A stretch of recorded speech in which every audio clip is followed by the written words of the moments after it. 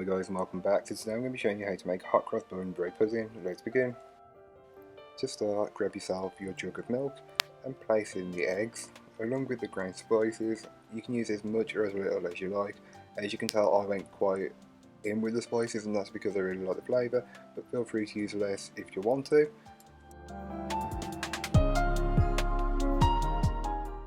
You can then go ahead and give this all a good whisk until everything is fully incorporated, and it should look a little bit more like this.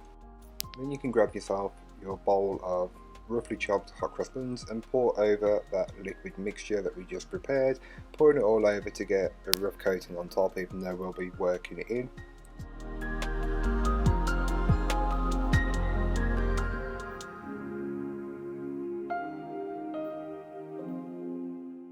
And then you can go ahead and add in your granulated white sugar, your light brown sugar or coconut sugar, along with the dry fruit and your vanilla extract. The best way to incorporate the ingredients is just to get your hands in there and squeeze it all together until the bread has absorbed all of that milk and liquid mixture.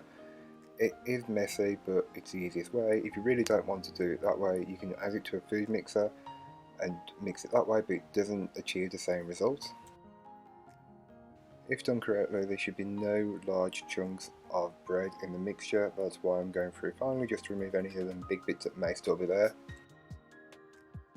Now you can grab your lined 9x13 inch cake tin and pour your bread pudding mixture directly into it, and then you can level it off using either your silicone spatula or a small cranked palette knife will work just as well.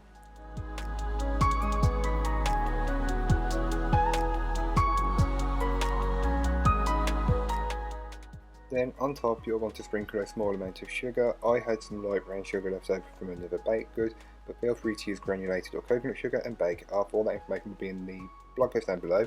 And then you can bake it, and once it's all baked and cooled you can then start to slice it up, and here is what it looks like once it's sliced up. You can slice your portions smaller. I always go with big portions as you can't go wrong with a big chunk of bread pudding.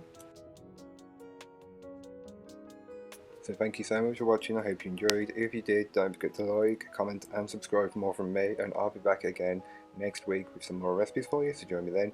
In the meanwhile, don't forget to check out the description as there'll be links to my blog, my social medias and everything else, so come and join me there. And until next time, bye guys.